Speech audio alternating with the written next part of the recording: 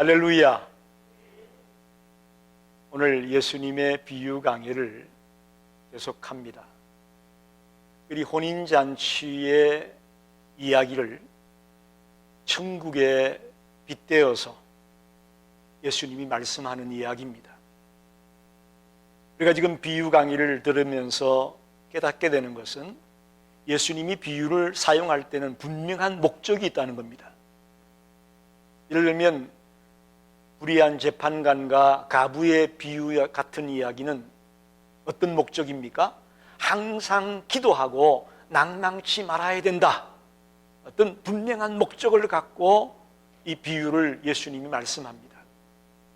오늘 이 혼인잔치 비유, 이 비유에도 분명한 목적을 갖고 예수님은 이 비유를 하고 있습니다. 첫째 목적은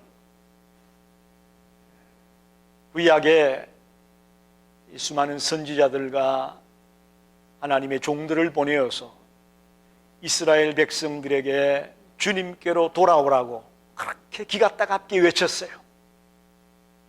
그리고 신약에 와서는 드디어 예수님이 직접 이 땅에 오셔서 그들을 주께로 돌아오라고 요청했는데, 특별히 유대 종교 지도자들, 그 당시에 물론 유대인들도 그렇지만 유대 종교 지도자들이 그 초청에 응하지 않았다는 것입니다.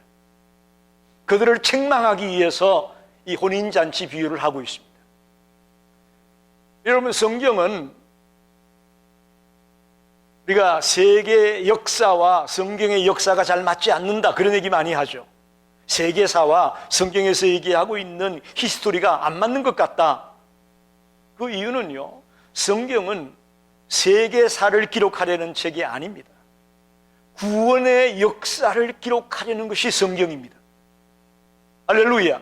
성경을 그러면서 우리는 그걸 발견해야 됩니다. 하나님이 어떻게 우리를 구원하려고 하는구나라는 것을 발견해야 성경을 제대로 보는 것이지, 세계 역사의 흐름과 좀 잘 안 맞는다, 그것은 성경을 잘못 보는 것이죠. 그리고 성경이 과학하고 안 맞는다, 오늘 과학에서 얘기하는 것과 성경의 얘기가 안 맞는 것 같다, 성경은 죄송하지만 과학책이 아닙니다. 구속사의 사건을 기록하고 있는 것이 성경입니다. 어떻게 구원해 가고 있는가를 말하려고 하는 것입니다. 특별히 구약 성경은 이스라엘 민족을 하나님이 어떻게 구원해 가고 있는가를 보여주는 말씀입니다. 그런데 정작 초청을 받았던 그 유대인들이, 그 이스라엘 백성들이 주님의 초청에 응하지 못했다는 것을 책망하는 것이죠. 두 번째는 이제 정작 복음을 들어야 될 유대인들이 복음을 듣지 않게 되니까 이 복음이 어디로 돌아가게 되죠? 이방인들에게 복음의 포커스가 맞춰지고 있습니다. 즉, 처음에는 유대인들에게 복음이 전해졌는데 그들이 이 복음을 받아들이지 않으니까 범세계적으로 전 세계 이방인들에게 하나님의 복음이 전거될 것이라는 메시지가 이 혼인잔치 비유에 담겨 있다는 것이죠. 또 하나 중요한 것은 청함을 받기는 받았는데 예복을 입지 않은 자가 쫓겨나는 것을 오늘 본문에 말하고 있는데, 이것은 뭐냐? 예수 그리스도를 믿음으로 의의 옷을 입지 않은 자에게는 하나님 나라에 들어갈 수 없다는 메시지가 담겨 있다는 것입니다. 교회에 나오는 사람은 누구든지 하나님 나라에 간다, 그렇게 말하지 않아요. 예복을 입은 자가 들어갈 수 있다. 그 예복이 뭐냐? 예수님을 나의 구주로 영접한, 믿음으로 말미암아 의롭다함을 얻은 사람, 그 사람이 하나님 나라에 들어갈 수 있다라는 것을 가르치려고 혼인잔치 비유를 하고 있습니다. 오늘 이 말씀을 같이 깊이 생각하면서 은혜 받고 도전 받기를 원합니다. 첫째는 청함을 받은 사람이 있다는 이야기는 달리 말하면 그 사람을 초청한 자가 있다라는 얘기입니다. 할렐루야. 청함받은 자가 되기 위해서는 누군가 그 사람을 초청한 사람이 있다는 거죠. 오늘 본문에 보면 천국은 그랬어요. 천국은, 이게 혼인잔치는 천국을 말합니다. 또 자기 아들은 예수 그리스도를 말합니다. 이 잔치를 베푼 임금님은 하나님을 말합니다. 종들이 나가서 전했다. 그 종들은 누구냐? 선지자를 비롯한 하나님의 사역자들을 말합니다. 여기 청함받은 사람, 이 본문에서 볼 때 청함받은 사람은 이스라엘 백성들입니다. 다시 말하면 하나님은 그 시대마다 수많은 하나님의 일꾼들을 보내어서 우리들을 주께로 돌아오라고 초청했다라는 사실입니다. 제일 먼저는 여러분, 아브라함, 이삭, 야곱, 요셉 같은 족장들을 하나님 보내어서 우리를 초청했습니다. 또 모세와 여호수아 같은 지도자를 보내어서 우리를 초청합니다. 드보라, 기드온, 삼손 같은 사사들을 보내어서 우리를 주님께 돌아오라고 초청하고 있습니다. 또 그들이 왕을 달라고 할 때 하나님 왕을 보내어서 그 왕들을 통해 그들을 주께로 돌아오기를 원했습니다. 더 나아가 선지자들을 보내어서 끊임없이 우리를 주께로 돌아오라고 하나님의 나라로 우리를 초대했습니다. 지금 우리들은 예수 그리스도와 그의 제자들을 통해서 그 위에 수많은 주님의 종들을 통해서 지금도 우리는 초청을 받고 있습니다. 그 초청하는 자가 있기 때문에 청함받은 자가 있는 것입니다. 여러분, 이 시대에 초청하는 하나님의 종들은 누굴까요? 누굴까요? 우리들입니다. 목사만 아니에요. 우리 전부가 주를 모르는 백성들에게 하나님의 나라로 그들을 이끌라고 초청해야 될 사명을 가진 자가 누구냐? 우리 모든 그리스도인들이 바로 종들입니다. 믿으시면 아멘 하십시오. 아직도 여러분 생각에 목사나 선교사나 전도사나 이런 신학을 좀 공부한 사람만 초청하는 사람이라고 생각하면 오산입니다. 우리 모든 하나님의 자녀들은 다른 사람들을 하나님의 나라로, 하나님의 품으로 초청하는 사명을 띈 사람들임을 믿으시기 바랍니다. 복음이라는 게 뭔지 아시죠? 복음이 뭐예요? 예수 그리스도입니다. 더 구체적으로 말하면 예수 그리스도의 십자가와 부활이 복음입니다. 이 복음이 바로 다른 사람들을 주님께로 인도하는 초대장이에요. 초대장. 여러분 초대장을 갖고 있나요, 없나요? 갖고 있죠? 우리 모두 다 예수님의 십자가와 부활을 믿습니다. 우리가 그 초대장을 갖고 있습니다. 그 초대장을 갖고 주를 모르는 생명들에게, 믿다가 실족한 자들에게, 주님을 원망하고 뒤돌아서는 자들에게 다시 찾아가서 예수의 십자가 부활을 증거하는 자, 그가 바로 우리 성도들입니다. 우리 하나님의 자녀들입니다. 이건 해도 되고 안 해도 되는 선택사항이 아니고 무조건 해야 되는 의무사항입니다. 하나님의 자녀들은 누구든지 의무적으로 책임감을 갖고 이 일을 감당해야 됨을 믿으시기 바랍니다. 아멘입니다. 여러분이 이 말씀을 듣고 그건 나하고 상관없어, 나만 열심히 다니면 되지, 내가 유별나게 다른 사람에게 전도까지 하고 그렇게 할 게 뭐 있어, 그런 마음이 있다면 그건 사탄이 주는 마음이요. 마음을 여세요. 그렇구나, 하나님이 나에게 예수님의 십자가 부활을 알게 하고 믿게 한 이유는 믿지 못하는 자에게, 알지 못하는 자에게 이 소식을 외치라고 나를 부르셨구나. 내가 의무적으로 책임감을 갖고 이 일을 감당해야 될 사람이구나. 이렇게 마음에 다짐하는, 결단하는 성도들이 되시기를 바랍니다. 오늘 우리 시카고 열린교회 중창단이 우리가 지금은 낙원에 되어도 열심히 나가서 주님의 말씀을 전하겠다는 찬양을 불렀습니다. 너무너무 감사합니다. 오늘 제 설교 메시지와 너무 똑같은 찬양을 불러줘서 너무 감사합니다. 중창단 리더인 조선학 근사님이 나하고 짠 거 하나도 없어요. 그런데 오늘 찬양이 제 메시지에 너무나도 맞는 찬양을 불러주셨어. 청함받은 자가 있다는 얘기는 누군가가 그들을 초청하는 사람이 있다는 것입니다. 그 초청하는 자가 누구냐? 바로 우리들입니다. 할렐루야. 우리가 초청하지 않으면 청함을 받지 못합니다. 우리 주변에 아직도 수많은 생명들이 주님을 모른 채 살아가고 있는데, 알면서도 돌아오지 못하고 있는데, 우리가 입을 다물고 있으면 누가 하겠다는 얘기입니까?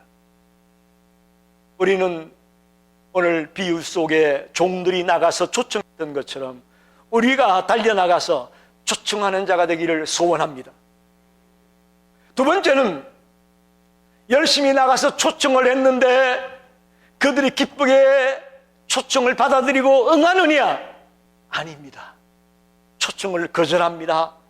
육신의 소욕에 머물러 빠져 있고 세상의 쾌락에 빠져 있어서 우리가 초청할 때에 응답하지 않습니다. 그리고 돌아오지 않는 그들을 하나님은 심판하고 있는 것을 본문에서 발견하게 됩니다. 5절에 보니까 이런 말씀이 있어요. 자, 보세요.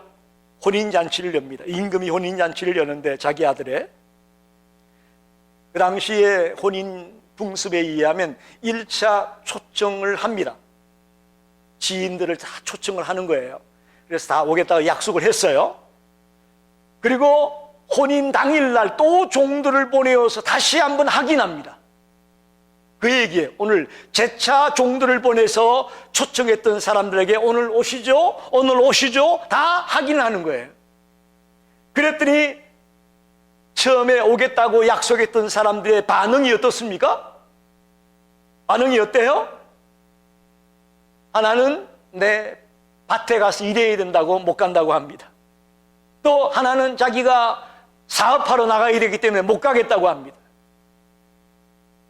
처음에 초청에 응했던 그들이 재차 종들이 방문했을 때에 무관심합니다. 세상 일에 빠져서 관심이 없습니다. 오려고 하지 않습니다. 거절하고 있습니다. 더 나아가 심지어는 그 종들을 잡아 죽이는 자도 있습니다. 이것은 그 당시에 종교 지도자들을 일컫습니다. 그들은 임금이 보낸 종들을 오히려 잡아 죽이는 그런 적대감을 보여주고 있는 자들이 있습니다. 우리가 전도해 보면 그렇습니다. 그저 지나가는 말로 그냥 빨리 가라고 귀찮다고 나갈게 다음에 갈게 그런 사람이 있는 반면에 아주 화를 내면서 너나 잘 믿어, 나 그거 필요 없어, 아주 적대감을 보이는 사람이 있죠. 전도해 보면 다 그런 사람이 있어요. 여러분, 오늘 어떻게 보면 이 혼인잔치 비유에 나오는 사람들이 우리의 주변에 있는 사람들하고 똑같습니다. 똑같아요. 무관심한 반응을 보이고 적대감의 반응을 보이고 있었습니다. 이건 왜 그러냐? 오늘 사람들이 자기의 영혼이나 내세에 대한 관심보다는 현실 세계의 모든 포커스가 맞추어져 있습니다. 이 땅에서의 삶에 모든 관심이 기울여 있다는 것입니다. 여러분, 우리 크리스찬들은 이 현실 세계만에 만족할 수 없습니다. 여기에만 포커스를 둘 수는 없습니다. 우리의 본향은 하나님의 나라입니다. 할렐루야. 우리의 포커스는 영원한 세계에, 내세에 포커스를 두는 자가 지혜로운 자입니다.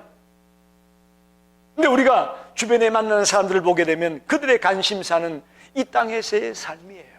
현실 세계예요. 여기서 잘 먹고 멋진 옷 입고 좋은 차 타고 좋은 집에 살고 또 외모도 좀 치장하고 여기가 전부지, 죽은 뒤에 어떻게 될까? 하나님 나라에, 지옥에, 이런 거에 관심이 없습니다. 이게 바로 예수님이 비유를 말씀할 당시에 유대인들의 모습도 꼭 그와 같았던 거죠. 그와 같았던 거죠. 여러분, 인생은 눈 깜짝할 사이입니다. 여러분, 눈 깜짝할 사이에 지나갑니다. 순간입니다.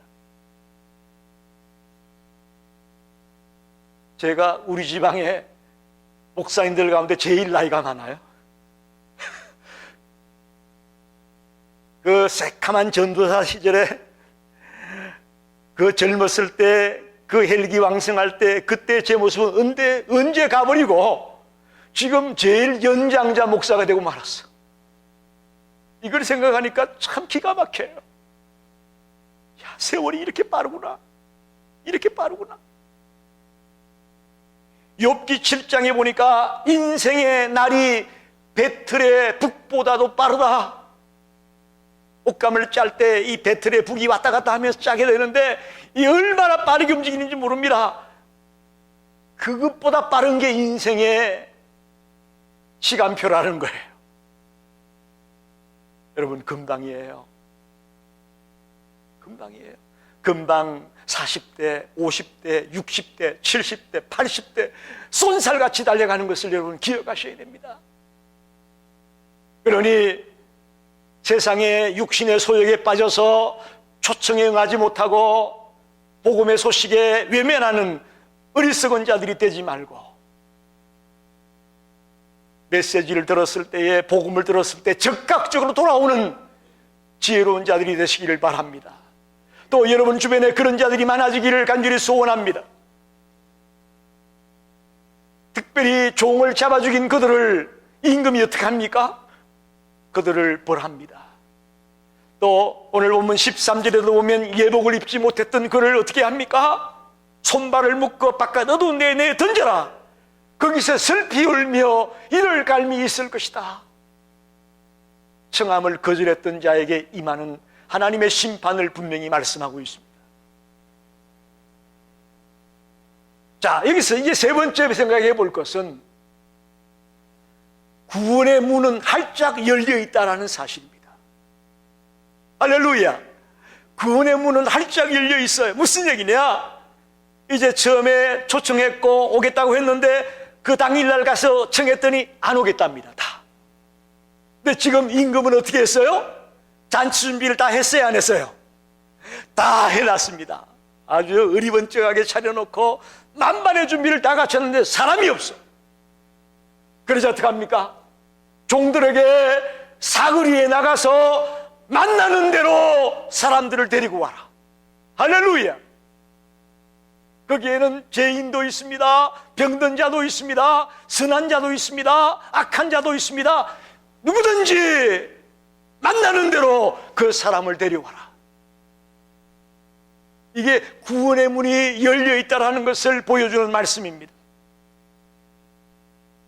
처음에는 유대인들에게 제한적으로 그 인종에게만, 그 민족에게만 복음이 전해졌지만 이제 이후로는 이 세계 모든 만민들에게 범세계적으로 복음이 전거될 것임을 말씀하는 메시지입니다.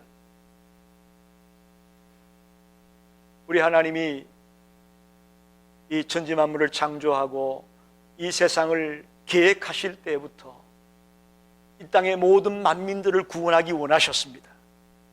그러나 실제로 예수님의 십자가 부활 이후에 이 일들이 진행되는 것을 볼 수가 있습니다.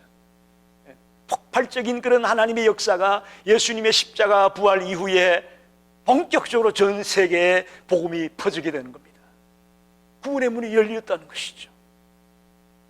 유대인에게만 한정적으로 전해지던 그 복음이, 그 하나님의 말씀이 이제 예수님의 십자가 부활 이후에 전 세계에 퍼져나갈 것을 성경이 말하고 있습니다.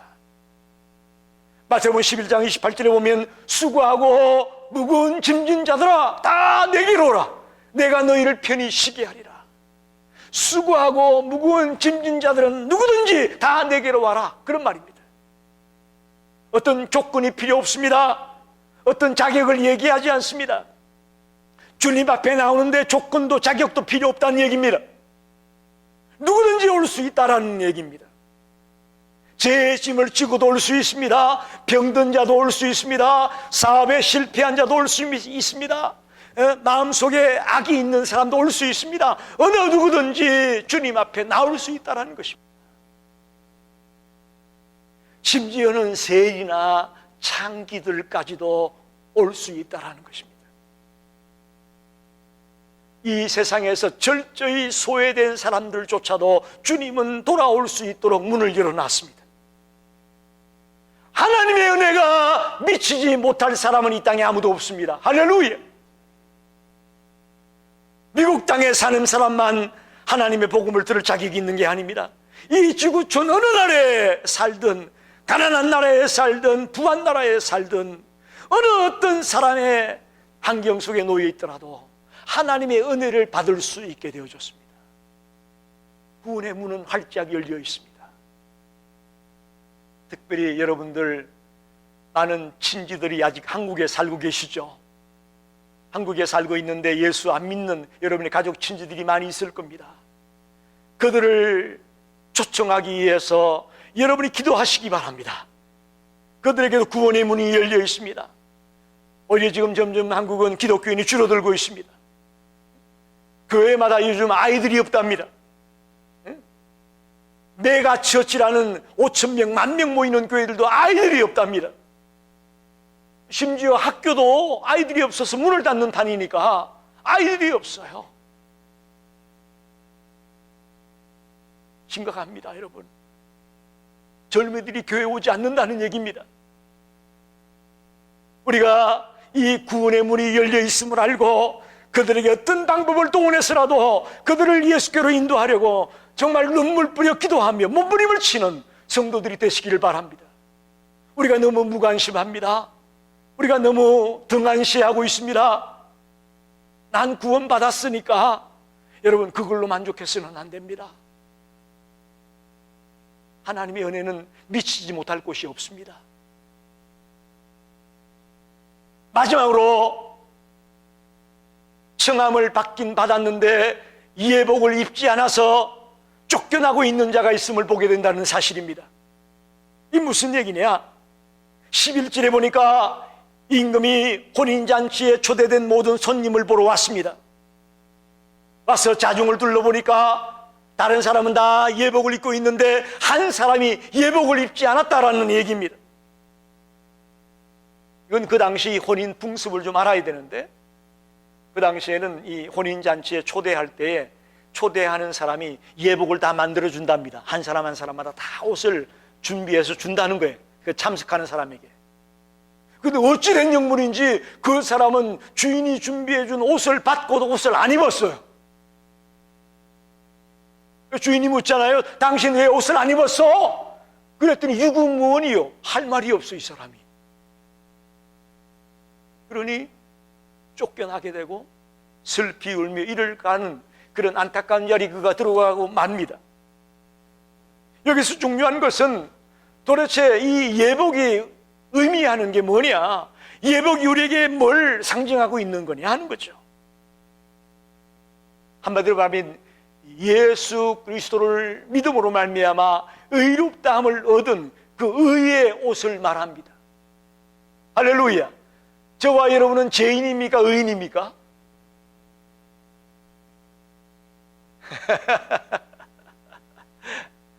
우리는 죄인입니다.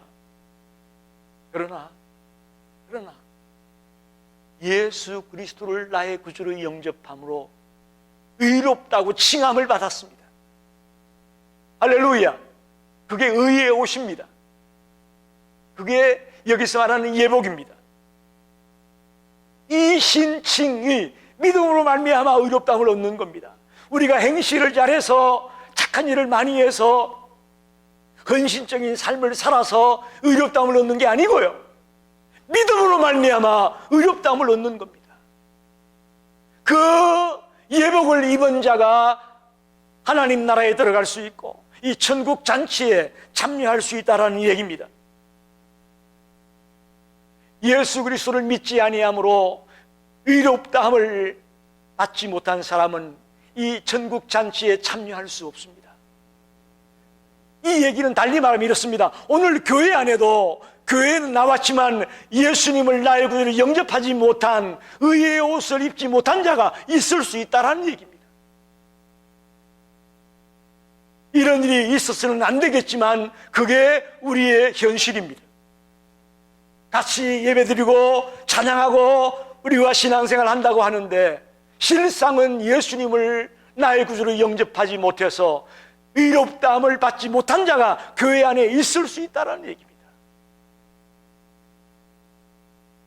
교회에 다닌다고 다 하나님의 자녀가 아니라는 것입니다. 교회에 다닌다고 다 하나님 나라에 들어갈 수 있다는 것이 아닙니다. 그건 우리가 알곡과 가라지 비유에서도 이미 들었습니다. 그죠? 알곡과 가라지 비유의 얘기에서 마지막 때에 하나님 나라에 들어갈 자와 들어가지 못할 자가 구별이 된다고 가르치고 있지 않습니까? 저와 여러분이 싱의로 말미암아 이 예복을 입었을 때에 하나님 나라의 시민권자가 되어질 것을 믿습니다. 사도 바울이 빌립보서 3장 20절에 이렇게 말씀합니다. 오직 우리의 시민권은 하늘에 있는지라 거기로서 구원하는 자 곧 주 예수 그리스도를 기다린다 그랬어요. 우리의 시민권은 하늘에 있습니다. 그러기 위해서는 예복을 입어야 됩니다. 믿음으로 의롭다함을 얻은 의의 옷을 입은 자만이 하나님 나라의 시민권자가 된다는 사실입니다. 말씀을 정리합니다. 오늘 혼인잔치 비유는 굉장히 중요합니다. 성함을 받기는 받았는데 택함을 입은 자가 적다라고 말합니다. 청함을 입은 자는 많은데 택함을 입은 자가 적다라는 말, 굉장히 의미 있는 말입니다. 오늘도 지구촌 곳곳에서 수많은 하나님의 종들이 복음에 초청을 하고 있다고 저는 믿습니다. 선교지에서 저 외딴 섬에서 아무도 없는 그런 원어민들에게 들어가서 정말 죽을 고비를 하면서 죽을 고비를 넘기면서 죽을 것을 두려워하지 아니하고 일사각오의 정신으로 이 복음을 증거하는, 예수를 증거하는 수많은 하나님의 종들이 있습니다. 지금도 지구촌 곳곳에 이 복음이 증거되고 있고 초청하고 있습니다. 근데 문제는 그 복음을 들은 자들이 초청에 응하지 못한다는 사실입니다. 더 나아가 응했더라도 예수님을 나의 구주로 영접함으로 칭의를 받는, 의롭다함을 받는 자들이 없다는 사실이 안타까운 것입니다. 저는 성함 받은 자는 많은데 택함 입은 자가 작다는 말을 다른 성경으로 바꾸어 보면 이렇습니다. 마태복음 7장 14절에 생명으로 인도하는 문은 좁고 길이 협착하여 찾는 이가 적다라는 말이 있습니다. 우리가 하나님 나라에 들어가는 것, 좁은 문을 통과하는 것입니다. 좁은 길을 가는 것입니다. 우리 생각에는 하나님 나라에 갈 자가 많을 것처럼 보여지죠. 이 지구촌에 교회도 많고 수많은 사람들이 다 예수 믿는다고 하는데 하나님 나라에 갈 사람이 많을 것 같아 생각하는데 성경은 그렇게 말하지 않습니다. 좁은 문입니다. 좁은 길이에요. 택함을 입은 자는 적어요. 적어요. 오늘 저는 여러분에게 먼저 묻습니다. 여러분 정말 예수 그리스도를 나의 구주로 영접함으로 믿음으로 의롭다함을 얻은 자가 되셨습니까? 아멘입니까? 누구 눈치 보지 말고 자신 있게 내 신앙의 양심에 손을 얹고 아멘이라고 대답할 수 있는 우리 성도들이 되시기를 바랍니다. 내가 권사가 됐는데 집사가 됐는데 내가 차마 아멘 안 할 수는 없고 그래서 할 수 없이 하는 그런 아멘 되지 말고 정말 나는 죄인이었지만 예수님의 보혈의 은총으로 예수님의 그 은혜로 하나님의 자녀가 되었습니다. 내가 의의 옷을 입었습니다. 라는 확신을 갖고 아멘을 할 수 있는 저와 여러분이 되기를 원합니다. 더 나아가 우리는 부지런히 초청하는 자가 되어야 됩니다. 부지런히 초청해야 됩니다. 초청하는 자가 없는데 누가 오겠어요, 여러분? 생각해 보시라고. 초청하지 않는데 누가 오겠느냐고 말입니다. 여러분 지금 친한 친구로 같이 밥도 먹고 왔다 갔다 하고 교제하는 사람이 많이 있을 거예요. 근데 그들이 주님을 모르고 있는데도 방관하고 있다면 우리는 큰 죄를 짓는 거예요. 심각한 죄를 짓고 있는 거예요. 아무리 좋은 것 그들에게 해주어도 그들에게 예수를 전하지 않고 있다면 우리는 죄를 짓고 있는 거예요. 이 사실을 명심하고 내가 주님 앞에 갈 날이 가깝고 눈이 감을 그 순간이 될 때까지 끊임없이 이 복음의 초청장을 전달하고 외치는 우리 성도들이 다 되시기를 간절히 축원합니다. 기도하겠습니다.